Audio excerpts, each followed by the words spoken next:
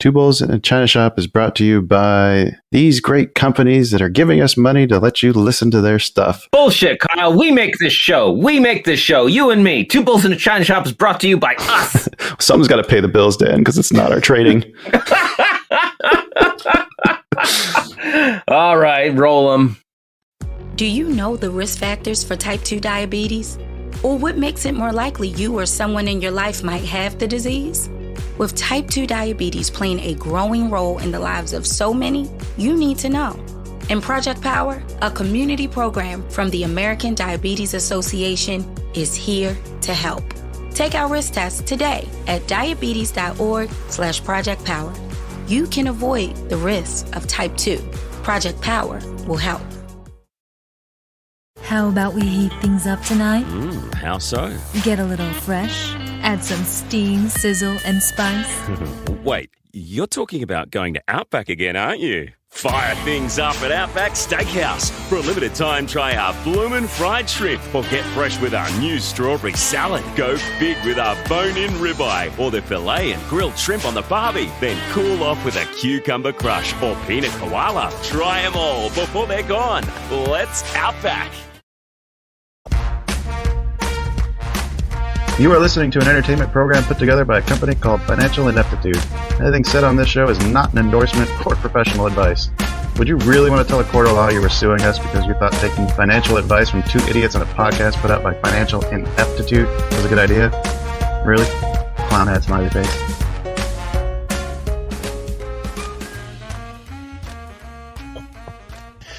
Well, hello and welcome, everyone. Welcome to the China Shop. Get your asses inside. We've got a great show for you today. I'm Shopkeeper Dan. With me, as always, back in action, Kyle, creator of financialineptitude.com. Kyle, how amazingly wonderful, fantastic are you feeling today? Much better. had a bit of a rough week. Seemed like everything that could go wrong was trying to. When it rains, it pours. See, you've just been having it too good for too long, and life had to remind you that problems exist. I was telling you off air, but my cat escaped the house somehow on someday Friday, and man, that was, you want to talk about panic. Worse than having 10 contracts on the ES. Yeah, I think that would have literally broke me if we didn't find her. Right.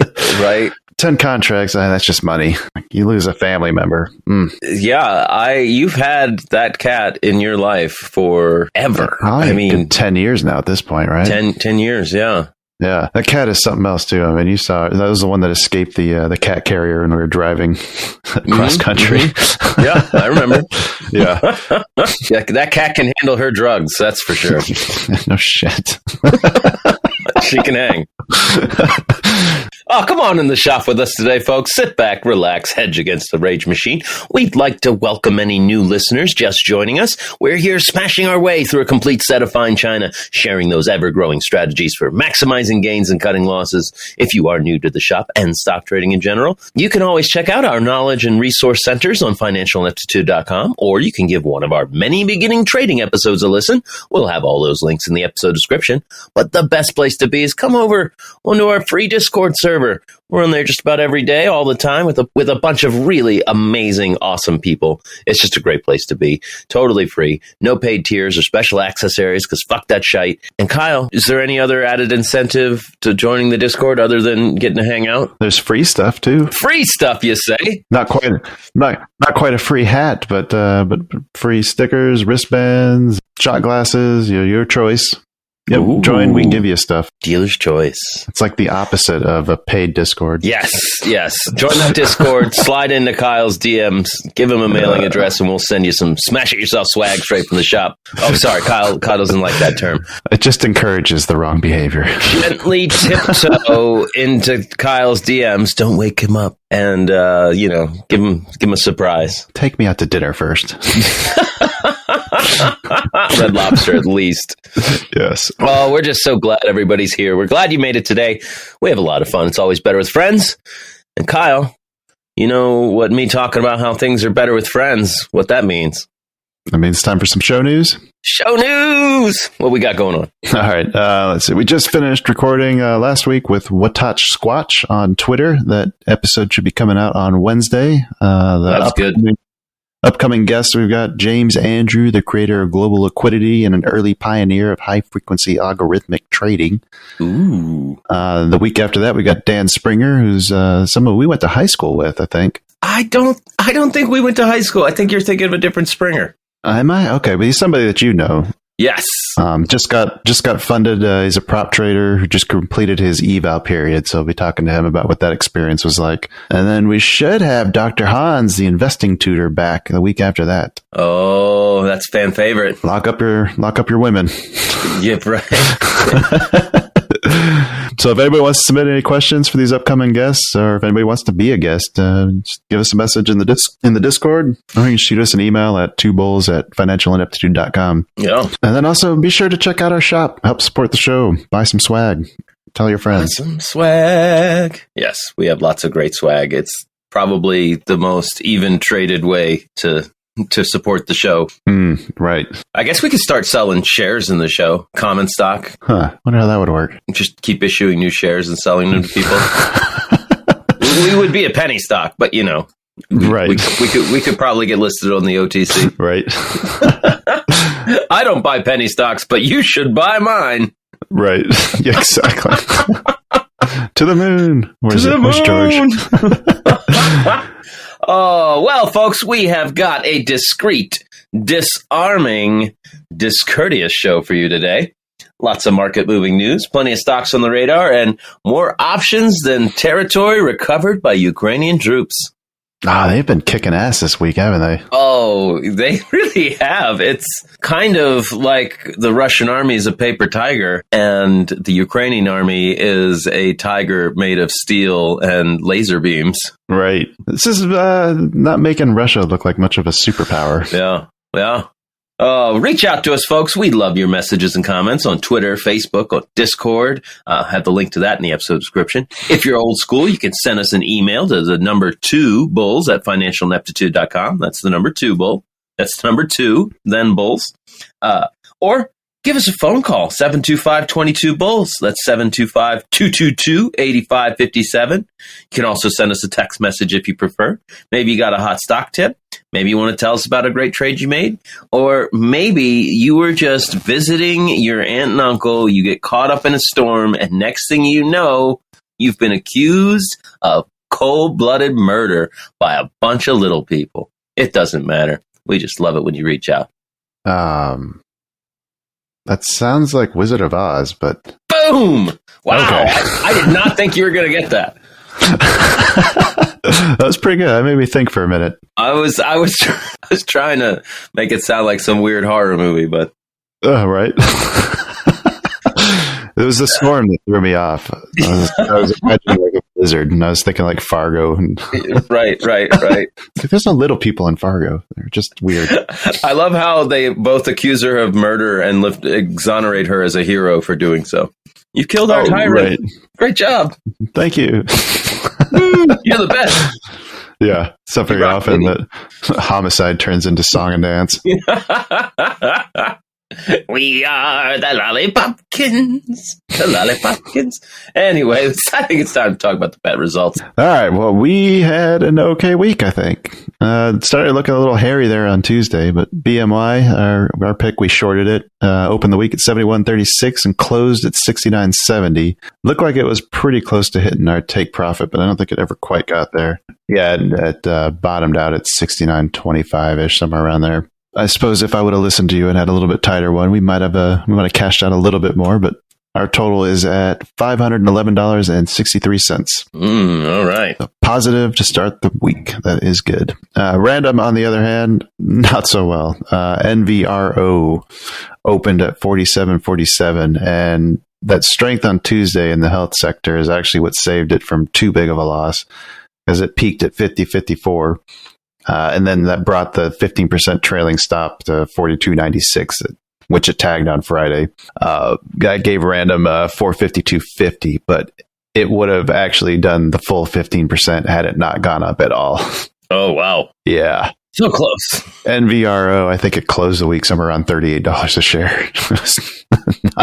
not Random's best work, to say the least. Let's hope we can keep that money train going and beat Random 2 months in a row. Should I give the Team Random quote of the week? Yeah, what's the Team Random quote of the week? This one comes from David. Team Random took a hell of a kick to the nuts yesterday. That's right. Oh, maybe we finally demoralized Random. I've noticed nobody willing to step up to take Random's consequences for last month. Okay, well, does that mean that we have to, one of us has to randomly be chosen to take the consequences? That doesn't seem very fair. Well, we did. Well, there used to be 3 competitors, and now there's only 2. So, I mean, well, maybe we should have a random wheel of good. Okay, all right. Like things that we can do to treat ourselves. All right, yeah. Something to think about. If you got any ideas, send us a message. Send us your ideas for what goes on the random wheel of good. It's time to talk about some news. Get this show moving. Kyle, let's talk about some news. Let's dive in. Dow drops deep on moving inflation, COVID frustration, war damnation. We're just bringing you the fucking news. You gotta recognize the game if you don't wanna lose. We're just two fools trading information. Yeah, we are. Rioters raiding, insider trading, taxes are raising, bills on the hill. We got a crypto mill. No, they ain't growing weed. When the Fed speaks today, it's some shit we don't need. Sing it, Dan. Two fools trading information. What? Two fools trading information. I'm inclined to agree. Two fools trading information. That is accurate. Very accurate. What information? I think the big one we want to start with is probably the jobs report from Friday. Oh, yeah. Because that kind of led to the drop from the balance zone that we've been kind of bouncing around in since the beginning of the week on Friday. So I got this story here talking about what it means for the Fed. And the top thing on here, the first thing it starts off with is how the jobs figure is highlighting how little progress they've made in their fight against inflation. Yeah. So the results of this, they believe that this is showing that the market can take more interest rate hikes. They're saying that the strength in the jobs number indicates that, they should be able to support a higher interest rate hike. So they're looking for another 4th consecutive 3/4 hike at their meeting in November. Ow. And that's been in line with what everyone was saying the whole week. So I'm not sure why everyone was expecting a pivot earlier when every Fed speaker came on saying that they seemed to be pretty much in unison in the agreement that we need another 125 bips before the end of the year. Yeah, there have been no Fed speakers dissenting. Like it's been very consistent. We're raising rates. We're raising rates. We're raising rates. Yeah. And we've been trying to figure out why the labor pool, like why unemployment is like the thing that they're keyed in on. And this one kind of tries to explain like what their thinking is, or at least the line of it. So it's basically saying that the lower unemployment rate not helping because a diminished pool of people seeking jobs is keeping pressure on employers to offer higher pay to attract and keep employers. And they're saying that higher pay is what's causing inflation because they're passing on those increased costs to consumers. Wow. That's funny because I read a article that quoted the CEO of Iron Mountain Incorporated, a tech company, that he literally it was at an investor event. And he claimed he was doing his inflation dance, praying for inflation. That's a quote. So he could increase their margins, their profit margins, using inflation as a cover. Using inflation as, yeah. Well, that's the thing too. Like, weren't we seeing like record earnings like throughout this whole thing? Like, yes. No, there's no extra cost of it unless we're just expecting that those records are the norm now. Well, it's that the Fed focuses on what the Fed's traditionally focused on. I don't think they've got a metric for profit margins. Right. Like they're not measuring corporate profit margins along with inflation and being like, wait a minute. I think it's just that everyone understands that corporations are greedy. Right. And anything that shows up as a cost is going to be an excuse to raise prices, which, like you said, it's just an excuse. It's just an excuse. But why does what jobs get that focus? Like, I understand the reasoning. Like, oh shit, they're still hiring people, and it's still competitive job industry, and wages are going up. Well, we can't get inflation under control if wages are going up. Yeah, and this article actually finally touches on something that we've been saying for a while. Then that's the catch-up hiring from all the people that have been dropping out. Yeah. But that doesn't matter, like as far as the Fed is thinking, because they're thinking that the lower the number of people searching for jobs or competing for more means that it all has to do with the cost of hiring new people. They're trying to get that reduced somehow. But there's let's see, the Jess Pettit, he's an executive at the Hilton hotel chain. He told Fed officials at a roundtable discussion that consumer demand isn't the main driver of his company's hiring. Instead, he's mainly trying to maintain a basic minimum of staff amid fierce competition from other hotels for a smaller pool of workers. So Waller asked him, regardless of what we do for demand, you're still going to have a demand for labor? And he basically said, yes, that's the case. I know before I left the hotel industry, there was a terribly low supply of labor. Not even quality. Like, forget quality. Like, I'm just talking like bodies to fill seats. Yeah. It was hard to get. And that's been the case in the manufacturing industries that I've worked in for the past 10 years. Yeah. I remember a couple of times you saying, like, take this basic electrical courses and I can get you a job tomorrow. Yeah, making like $80K. So, yeah, I don't know. What are your thoughts? I think it just seems like the Fed's focused on something because they want to be focused. Like, it's the only thing they know they can do.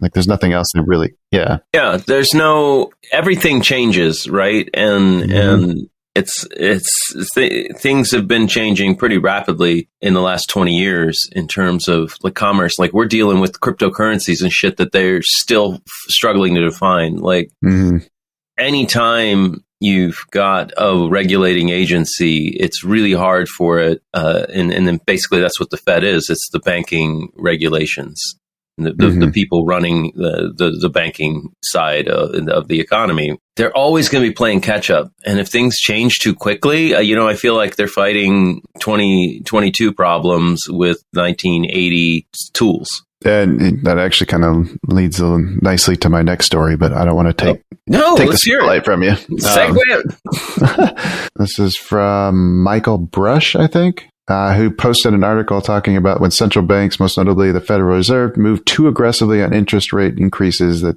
tends to break things. But he is making the case that this is bullish in the twisted thinking of Wall Street, which is why he thought stocks were rallying earlier in the week. Let's take a look at his logic here. Faced with the financial crisis that threatens systemic risk because of a bank or investment firm breaks, the Fed might well abandon the policy tightening plan it has mapped out, remove the heightened risk of recession. That'd be good for stocks. Michael Harnett, B of A's chief investment strategist, said markets stop panicking when central banks start panicking. Let's see. I think the Fed may not actually have the liberty to back off. That's the only thing that kind of throws cold water on that theory. But it's the U.S. and Euro area inflation data do not allow for dovish central bank responses. That's Barclays. They can tell that this bleak view is consensus because the sentiment is so dark. However, this may still be wrong, which would mean that you will make money if you buy stocks now. So his thinking is that behind the scenes, or what he calls upstream inflation numbers, there's a lot of evidence of prices that are falling hard and fast. And as that bleeds through the CPI and PCE, the Consumer Price Index, and personal consumption expenditures, the investors will ease up on Fed-induced recession fears and stocks will start to rally. And then there is more in here talking about the sharp inflation spikes being excellent buy signals. And 6 of the 7 biggest inflation spikes since the 1940s, once CPI peaked, the low was in for the stock market. And if you bought from the peak, you do well over the next 12 months. Then there's 7 major trends that he listed out, one of them being energy prices declining, commodity prices falling fast, rents dropping, retailers slashing prices, clear excess inventory, supply chains improving, businesses falling to raise prices, labor demand, labor market dynamics are improving. So the thought here is that once inflation does peak, everything that the Fed has done is going to cause inflation to kind of decline just as quickly as it was going up. People like Cathie Wood saying that we're going to see surprise deflation. This guy is kind of in line with that. I don't know if he's necessarily saying deflation. He's more saying that, I don't know how to explain this here. It's almost like he's looking at a contrarian play, if that makes sense. Like everybody is now bearish, whereas remember when everyone was bullish and the market started dropping? It's like he's using inflation as like when the inflation peak comes in, he's saying that's the buy signal. That's the marker that the lows should be put in. Like we should have nowhere to go but up from that point. Okay. And he had some good statistics to back that up. I think the average was if you bought the peak inflation point, like your average return over the next 12 months was about 13%. Okay. But I hate to be, a stick in the mud, but with this quantitative tightening, it's new. It's a new variable in the mix, and it's hard to gauge what's going to happen because it's a pretty big thing that's new. Well, I think one thing that we've been learning as we've been doing this is that the consensus doesn't necessarily mean the right decision. Right? Right. So if everybody is afraid and fearful and pulling out, like that is the time when the early innovators and the first adopters make the biggest returns. It's definitely when Buffett always says to buy, right? Right. Be greedy when others are fearful and fearful when others are greedy. Well, I don't have any stories about fear or greed. No. But I do have a nice story about the U.S. Trying to hobble China's semiconductor chip industry with some new export rules. Oh, they've been making a lot of these. Like this has been going on for the last month, hasn't it? Yeah, and I don't know why this isn't part of the political messaging, but the Biden administration has been really trying to kneecap China pretty hard with export controls. And you would think that would be a popular thing right now. Like, hey, we're standing up to China. But right? I don't know. I'm not in charge of messaging. Nor would I want to be. That's an awful job.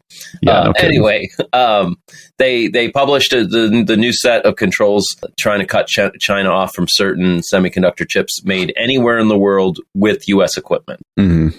So they're saying any equipment, any companies that have American equipment, no matter where they're based, be it in India or Taiwan, if they're using American equipment to build those chips, we don't want those chips being touched by China. Is that just to protect our technology, or is that because we're trying to keep China from advancing something in particular? It's trying to set China back. It wants China. It means China's been using our tech to get where they're going so fast. But if they lose access chips to that are made on our machines, it sets them back years, according to Jim Lewis, a technology cybersecurity expert at the Center for Strategic and International Studies. This is the biggest policy shift, according to Reuters, biggest policy shift in U.S. towards China since the 90s. Routers. I'm just kidding. Reuters. Sorry. Reuters. Yes. Yeah, according to Reuters. Yeah. So they're not going to, China's not going to give it up, but this could really slow them down. Mm-hmm. It seems like a bigger deal. I don't want to say it seems really aggressive, I guess is the term I'm looking for. Yes. On our part. I agree. That's why I'm we're being aggressive towards China, and it's not being, I guess it's on the Reuters thing, but it's normally, especially a month up to voting time, these stories, they're plastered everywhere. And this was I was digging through business news for the episode, and I was like, right. Oh, what? Found this pretty low in the list, Google. What are you doing? It's probably not great for semiconductor stocks, but we can touch on that when we get to the stock news, because I think we got some stories based on that. Yep. The rules published on Friday will also block shipments of a broad array of chips for use in Chinese supercomputing systems. The rules define a supercomputer as any system with more than 100 petaflops of computing power, or within a floor space of 6,400 square feet. A definition that two industry sources said could also hit some commercial data centers in Chinese tech giants. That could be very impactful if data centers are hit. They don't want the cloud in China either. Huh. Right? And that's just cybersecurity 101. within a that would. We're putting our data in Chinese data centers. What? Right. Yeah, that's why occasionally people remind everybody like, oh yeah, TikTok. That's a Chinese company data mining all the American phones. Yeah, exactly. That's exactly where my head went. Hey guys, you know how TikTok's like the worst data mining product out there, right? Remember that? It all goes to China. Anyway, so we'll see what happens. I hope it's good for U.S. industry. You know, we got that good new chip company, new chip manufacturing factories being built in Idaho, and I think there was another one in upstate New York. Was it? I don't remember where it was, but I think it was like Micron and Intel have been opening them up. Yeah. Micron just announced theirs. Yeah, so we got two big ones. That was in Ohio, I think. Ohio, okay. But yeah, no, that's something that we've noticed we needed it back when the semiconductor shortage started. Like, well, why aren't we making them here? Yeah. Like, why is everybody going through Taiwan? Because it's cheaper, Kyle. This is like their low-key way of backing Taiwan is to cut off their semiconductors. Yeah, we're your friends. Yeah. We're going to destroy your economy for our own good. That's what we do. So Idaho getting a new semiconductor factory. I found another story. They are also getting America's first and only cobalt mine in decades. I didn't realize there was a lot of cobalt in America. Apparently, there is some in Idaho, not far from the Salmon River. Oh, the Salmon River, of course. Yeah. I'm just kidding. I don't know where that is. As we all know, we're all familiar with the Salmon River in Idaho, right? The old mine, there was an old cobalt mine up there, shuttered in 1982. It was the only cobalt mine in the U.S. in its time. Mm-hmm. They're reopening it.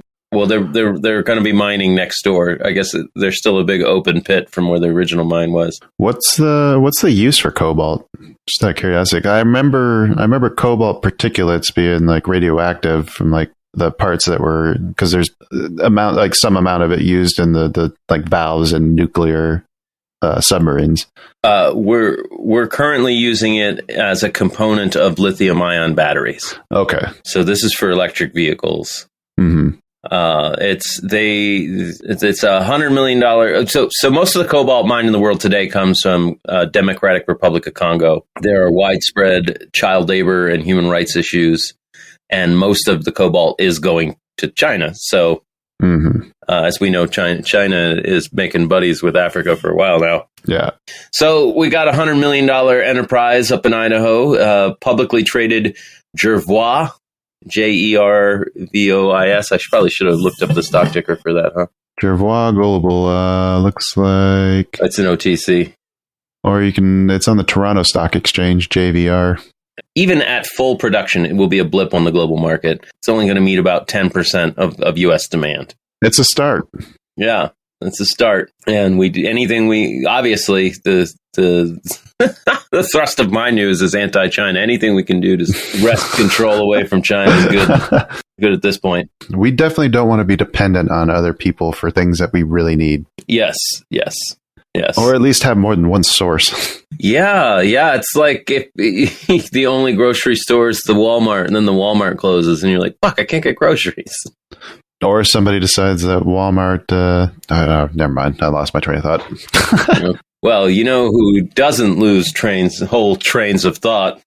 Who's that? The awesome team from Order Flow Labs. Oh, Leo and Flaherty, Job, Cap, Corey. Oh, yeah. All the boys. They shared their toolkit with us for trading futures on CR Charts, MotiveWave, and NinjaTrader.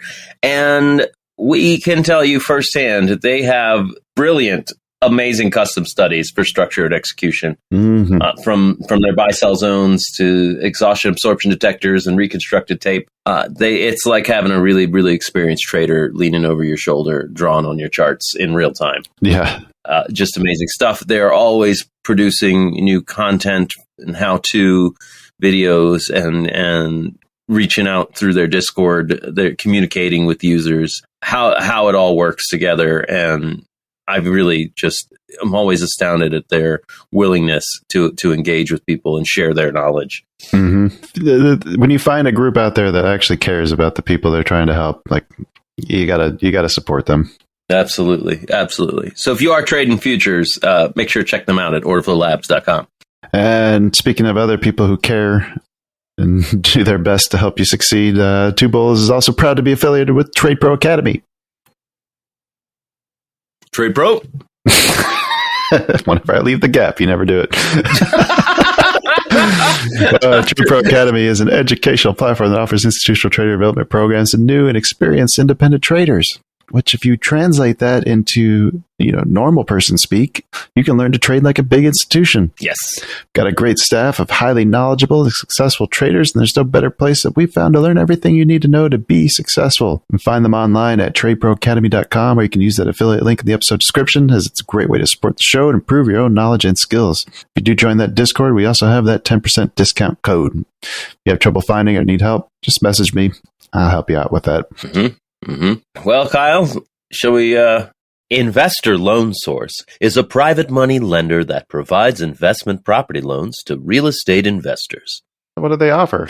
Well, Kyle, they use 100% private capital, offering a variety of products, including fix and flip loans, commercial loans, and hard money loans. Interesting. And where are they available? Well, glad you asked. They currently lend in 25 states and are quite eager to talk about your real estate project with you. So, where can we contact these guys? Oh, it's easy, Kyle. It's easy. We can contact them today at 409-735-6267 or find them online visiting www.ils.cash. What was that number again? It's as easy as pie. 409-735-6267. Contact them today. What was the name again? Investor Loan Source. Find them at ils.cash. Should we talk about some stocks now? Sure.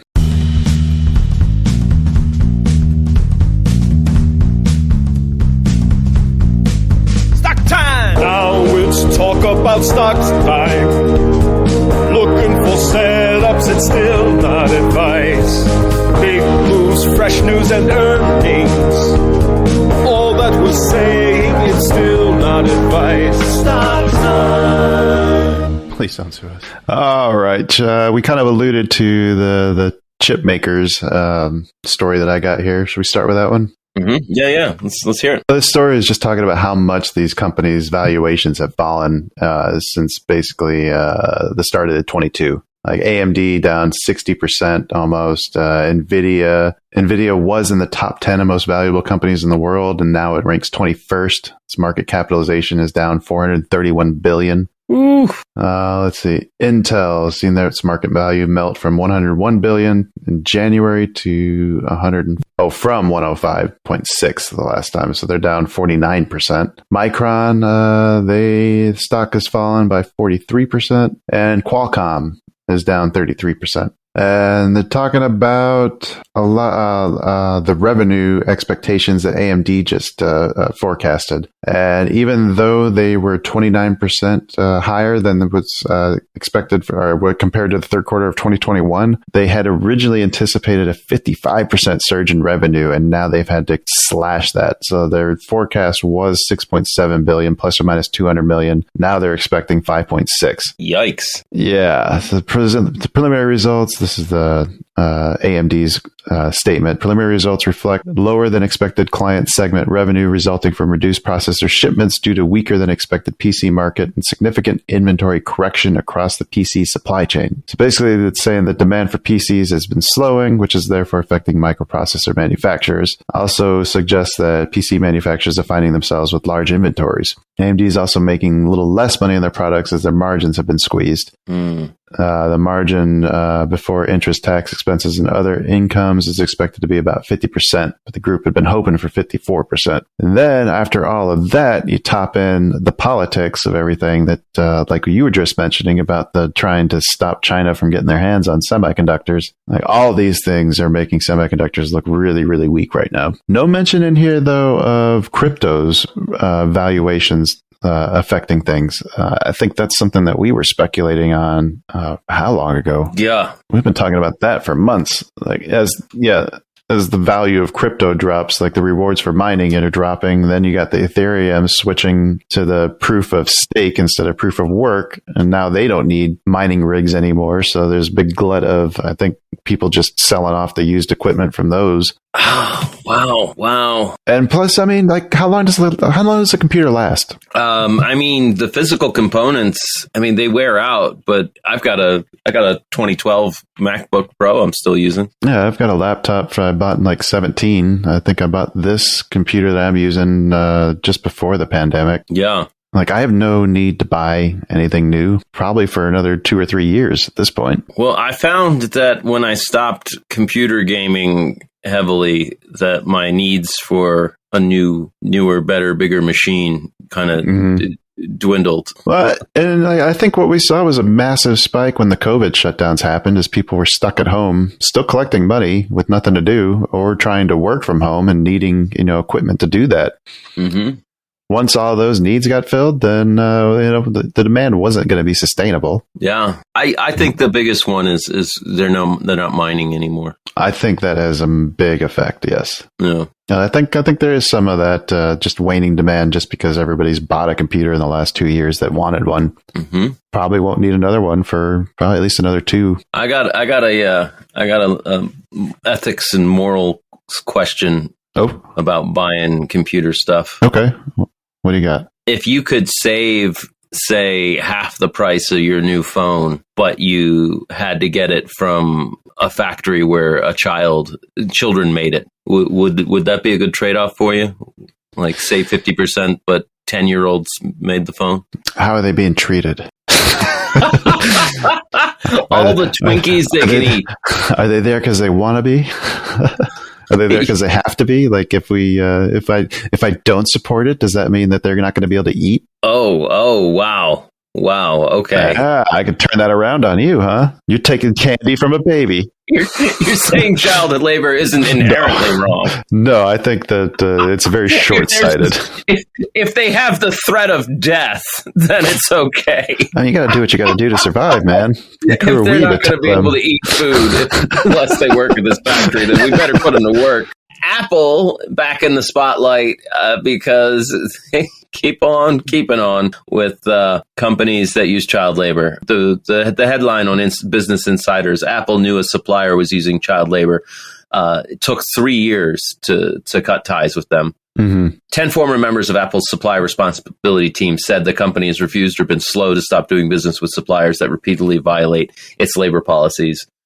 If doing so would hurt its profits. Sad, but it's not surprising. It's not surprising, and I'm a consumer that has an iPhone, and I've been thinking about this. Like, I already have the phone, yeah. So I feel like if I get rid of it, what am I doing? Am I hurting Apple? You're just spiting your nose or cutting off your nose to spite your face at that point, right? Right, and. But when it comes to buy a new one now what are you considering? Now what am I considering?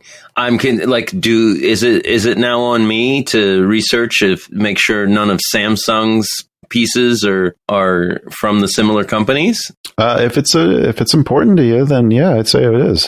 Well, yeah, that's the question I'm posing. Yeah, I do feel like kids shouldn't be working in factories, and yes. especially because I've had this discussion with somebody about Nike shoes before, and then when they were literally arguing like those kids got to eat. Oh, I was being facetious. I know you were. Okay, I actually had that argument used on me before, and it was like that makes it doubly worse. It really does. That's not a reason to buy Nike shoes. Yeah. Got to employ those children. Well, that's just it. It's like I feel overwhelmed with I can't save the world with my personal economic decisions. That's true. Also, do I have the information? Like I said, I don't know Samsung's supply chain. If I buy a Samsung phone, am I really doing anything differently than buying the iPhone? I mean, where is Samsung based out of? South Korea? South Korea. Are there parts made in South Korea? Oh, I would be shocked if all of their parts were made in South Korea. Yeah. If there's stuff coming from China, then yeah, more than likely you're probably getting the same thing. That's what I'm saying. How how much time is in how much of this information would actually be available to me as a consumer? Like if that's my driving value of like, I don't want to do business with a company that has child labor. Like how do I actually know? You know how we know? We call upon our lead investigative reporter. Oh my, Kyle. We have resources now. Genius. Yeah. Yellow Man, we need to know Samsung phones, child labor. Is it a thing? Yes.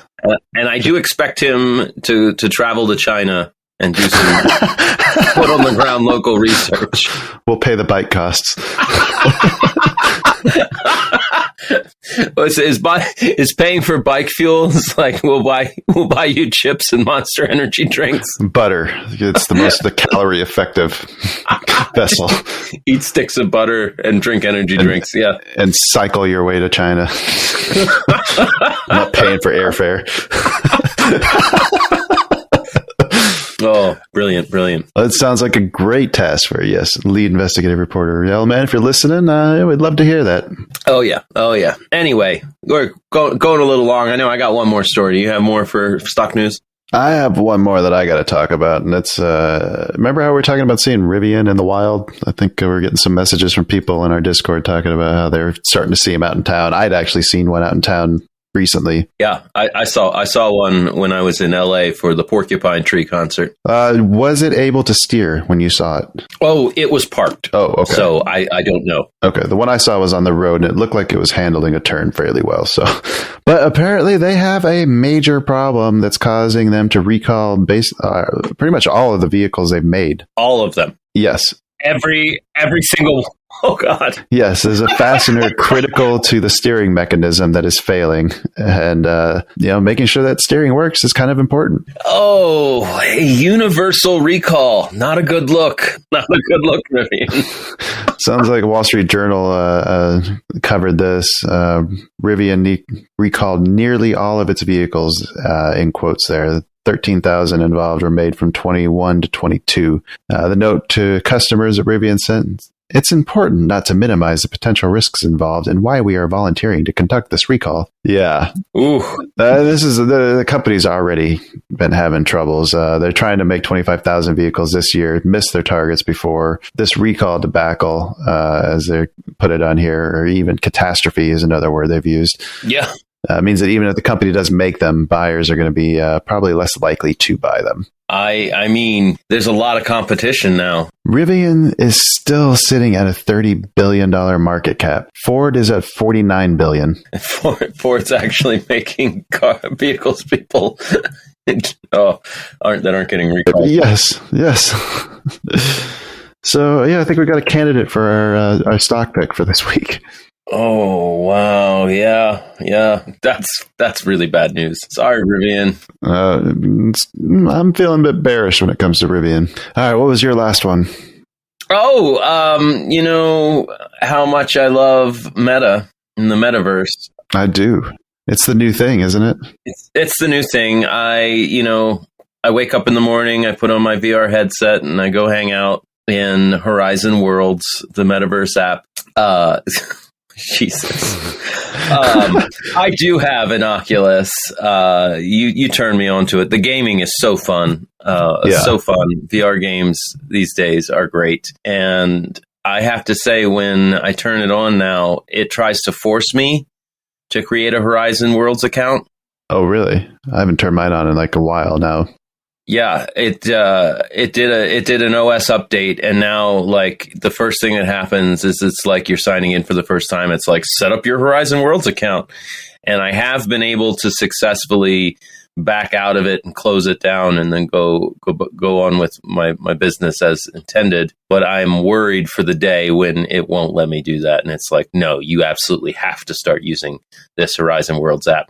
And I came across a story that makes me worry even harder, because according to a report by The Verge, published on Kotaku, even Facebook isn't using its own metaverse, begs employees to spend time in it. Oh, this fucking article is rough, too. Yeah. So there have been some leaked memos Yeah. From the VP of Metaverse, Vishal Shah, and let me read some quotes from it. They discuss how the flagship VR app for the Metaverse is riddled with bugs, quality issues, and paper cuts, that it's too hard for our community to experience the magic of Horizon. Quote, for many of us, we don't spend that much time in Horizon, and our dog fooding dashboards show this pretty clearly. Dog fooding is the staff using the product before it's released to the public. Why do they call it dog fooding? I have no idea. That does not sound like it doesn't sound great, does it? It doesn't sound like a very positive message. Why is that? Shaw continues. Why don't we love the product we built so much that we use it all the time? The simple truth is, if we don't love it, how can we expect our users to love it? Yeah, good fucking point. That's an excellent point. Excellent point. I also like the quote in here too about gambling everything on a world where despite gambling everything on it in a world where anyone under 30 doesn't know what Facebook is. It seems that Meta's attempts to make sense of it are going so badly the creators themselves don't bother using it. Yeah. So when you're sending out memos that say things like, everyone in this organization should make it their mission to fall in love with Horizon Worlds, it's not looking good for Horizon Worlds. No. Quote, you can't do that without using it. Get in there. Organize times to do it with your colleagues or friends, both internal builds, but also the public builds, so you can interact with our community. This is one step from all employees must have a Horizon Worlds account and must be logging 3 hours a day. Oh, really?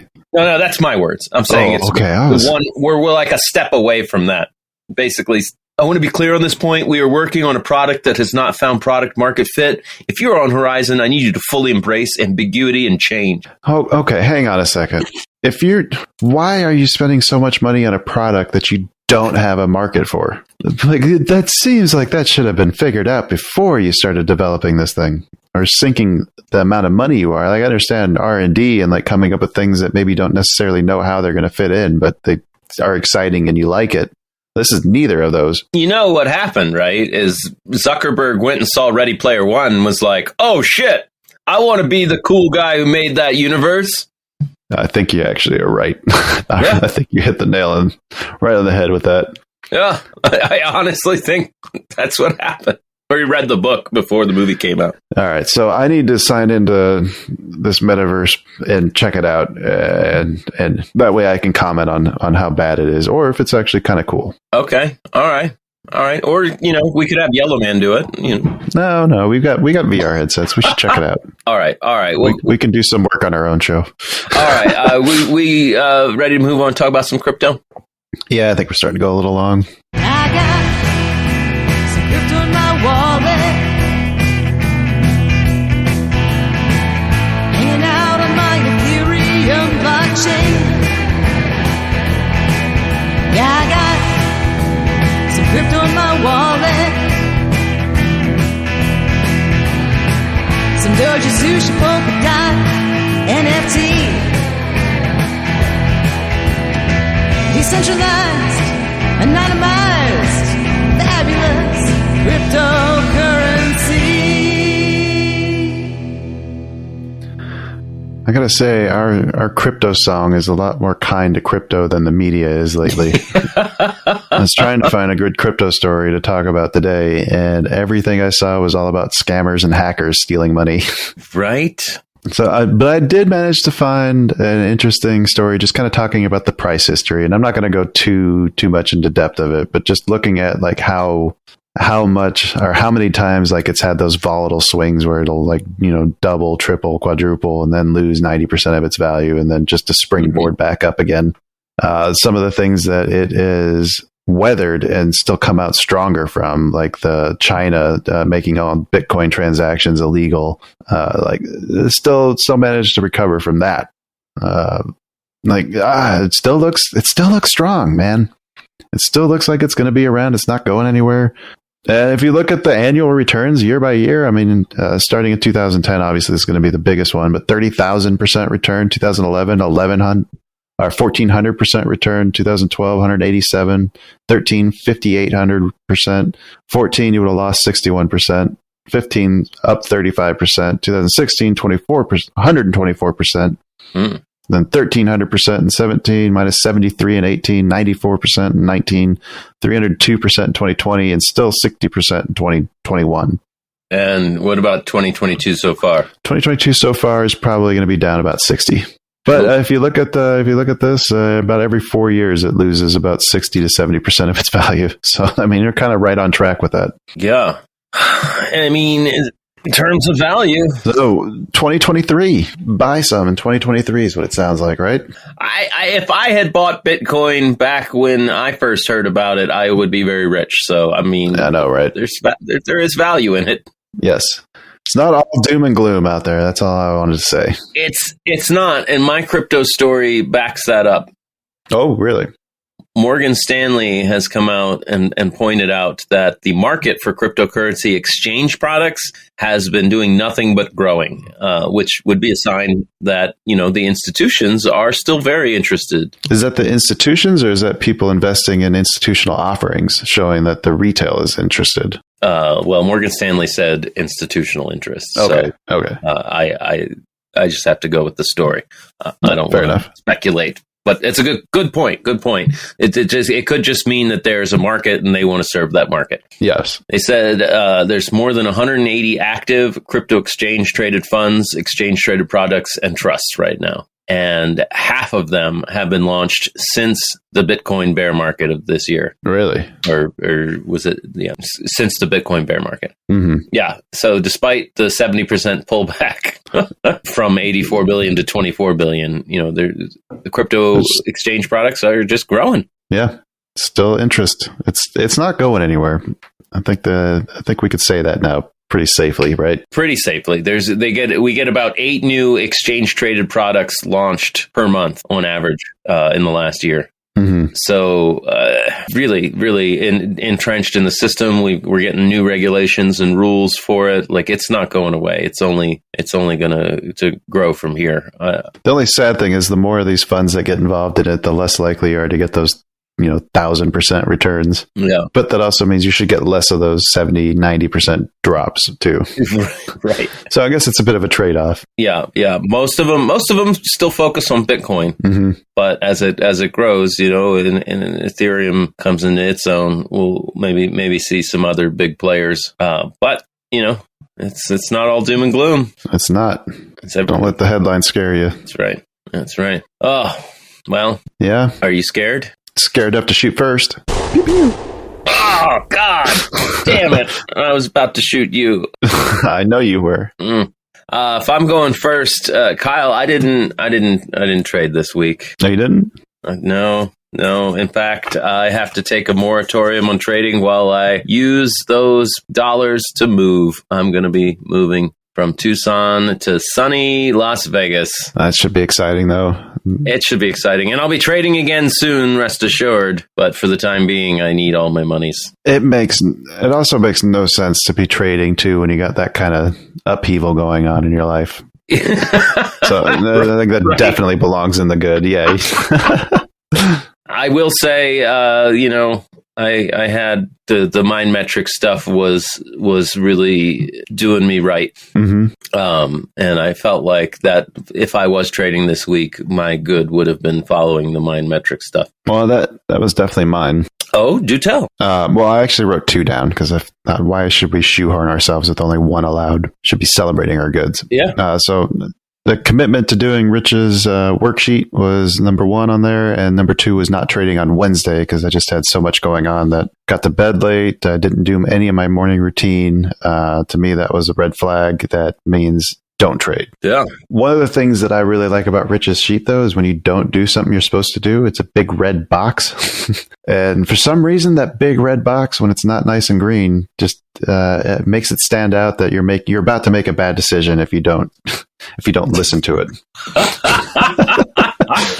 Yeah. Oh, it's very useful, very valuable stuff. Yeah. So, the rest of my bad and ugly is going to be kind of revolving around that. Did you have anything that you wanted to share for the bad and the ugly? Just to reiterate, last week, taking my set scores, and if I had been using, not using those red boxes to let me know not to make a trade was really bad. That fight with the self, like knowing your emotional state and using that as a trigger to stop yourself from trading. It is one of the hardest things to do, it seems like, to not trade when like that, because we have it in our heads that that's our job, and if we're not going to our job, then we're not doing what we need to do in order to be able to live. How can you progress? How can you gotta participate? Can't just sit it out. Right. Oh, let's see, what was my bad?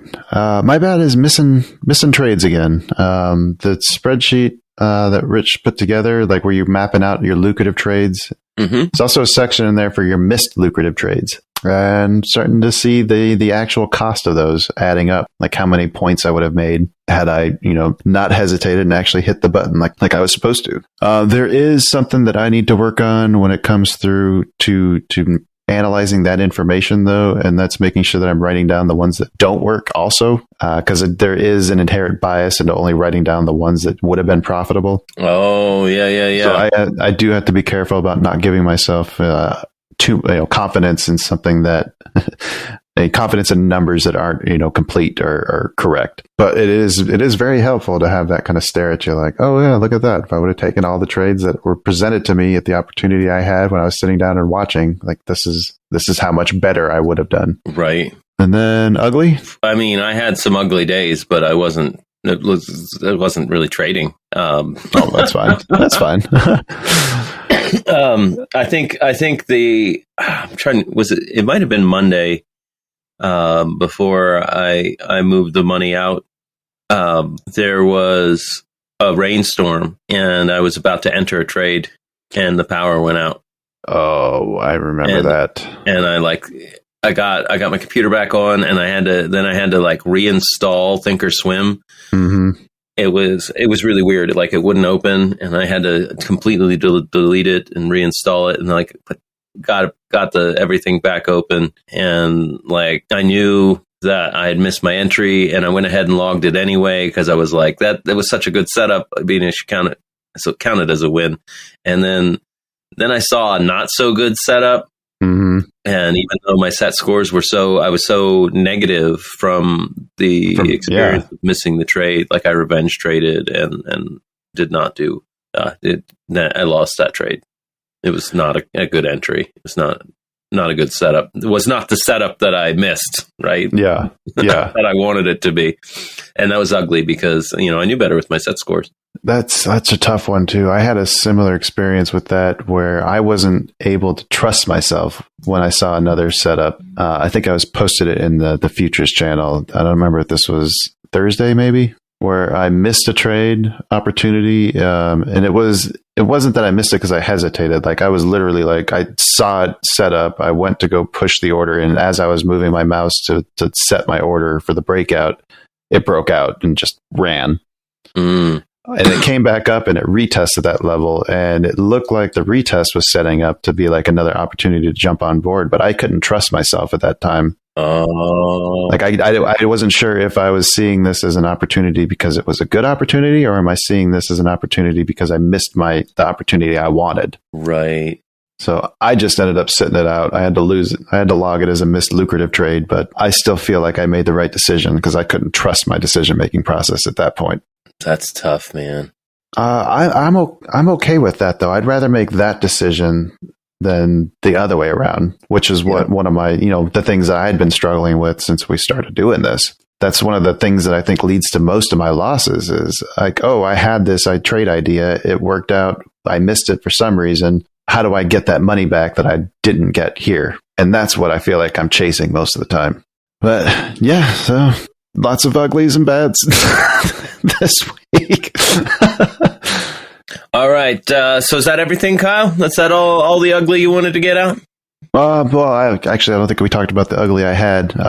Moving stops has been something that I've been struggling with over the last month or so. Mm-hmm. That internal struggle to leave your brackets where they are and let them do their work. I was kind of taking a closer look at that this week, and I found that I moved my stops about 3 trades, I think, this week. Mm-hmm. 2 of the 3, I was the right decision. But here's the kicker. The time that I was wrong to do it would have more than paid for those 2 that I was right. Like, I did not save enough money to justify doing it. Oh. And I'm hoping that collecting data like that is going to be what better informs me of my decision-making process. Yeah. So being able to actually see the opportunity cost that my decisions are causing, I think should hopefully help me make better decisions in the future. Absolutely, because what that data is telling you was the real estate I picked. My entry, was it worth my risk reward? Right. I like what I heard someone on Twitter say. Like it becomes less about like when you look at the markets for entries, like when your thought process shifts towards like, oh, here's a good spot I can manage risk, as opposed to this looks like a great opportunity. Like that was like an important shift in his mind. I kind of like that idea. Like, here's a spot where I know if it breaks below this, then I don't want it anymore. Like, I can put my stop there, and the rest will take care of itself. Yeah, literally making your entries risk management decisions in themselves. Right, exactly. Yeah. So I might try to focus a little bit on that going forward. Lots of uglies and bads. Okay, well, do you think that gives us a lot of motivation to do good on the bet? I think it does. Because we did all right. We didn't do as well as we could have, but we did way better than random. I need it, wanna beat it, gonna win it if I take it from you. I'm filling my positions, quit your bitching, random's gonna lose. Got a chart full of levels and a stop that's not too tight. It's bet picking time in the shop, so pick 'em right. Well, you got any thoughts for a bet pick for this week? Little Birdie told me I should short RIVN. That was me. Oh, you were the birdie. Yes. I kind of like that. I think especially if it drops below 31, I think it's got room to run back down and maybe retest those all-time lows. It does. I actually want to throw a different one into your brain, see what you think of shorting Upstart. Upstart. You're going to take a look at that chart real quick. It's basing. I don't know.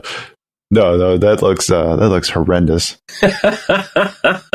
It is right at a support at what, 2050 roughly. But the more it bounces with very shallow retraces off of it, the more likely it seems that this is going to not hold. Its all-time low is $20.20. It closed at $20.88. Yeah, I can get on board this one. I feel like I need to be trying harder, so I came up with this one. I like it. Well, give me your parameters.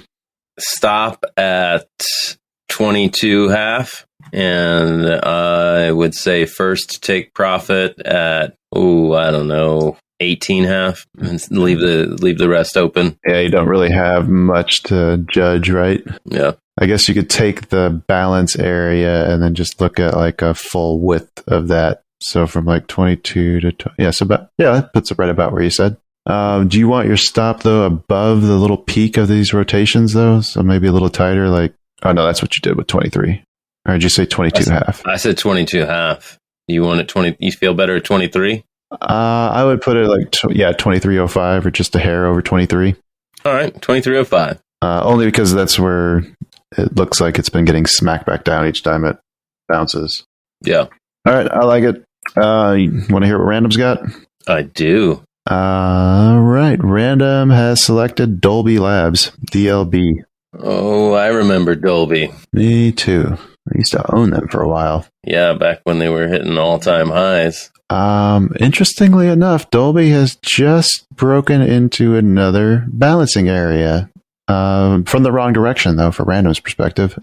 Yes. It's 71 to 60 roughly area. It just came right down to the middle of it and kind of bounced there a bit. Yeah, that 64.25 area is support, but I think it's getting I think it's got a chance to hit 60. Oh, yeah. Yeah. All right. Well, touche, Random. Take that, Random. I kind of feel like Random's just giving up. Yeah, Random capitulated. It's nice. It's nice when that finally happens. It's like vanquishing an opponent. I know, right? All right. So there you have it, folks. We're going to be shorting Upstart, which is funny because I'm long Upstart in a portfolio. But, you know. Different time horizons. Betting against myself in the short term is a winning strategy for sure.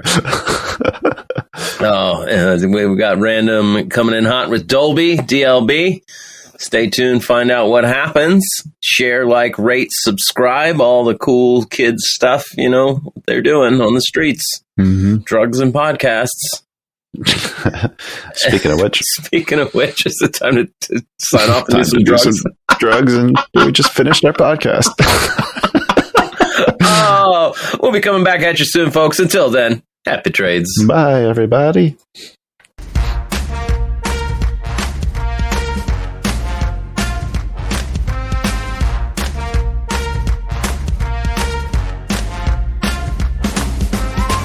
Two Bulls in a China Shop is an entertainment program, and all thoughts and opinions expressed in the show belong to the hosts and not of any company. They are not intended to provide specific advice or recommendations for any individual or on any specific security or investment product. It is only intended to provide entertainment about stocks in the financial industry of trading.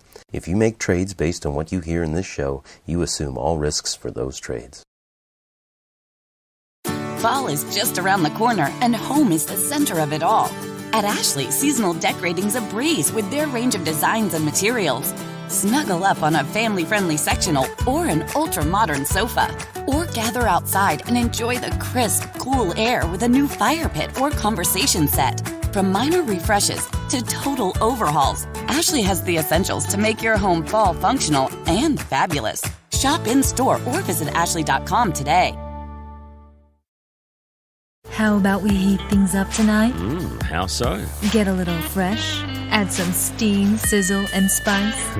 Wait, you're talking about going to Outback again, aren't you? Fire things up at Outback Steakhouse. For a limited time, try our bloomin' fried shrimp or get fresh with our new strawberry salad. Go big with our bone-in ribeye or the filet and grilled shrimp on the barbie. Then cool off with a cucumber crush or peanut koala. Try them all before they're gone. Let's Outback.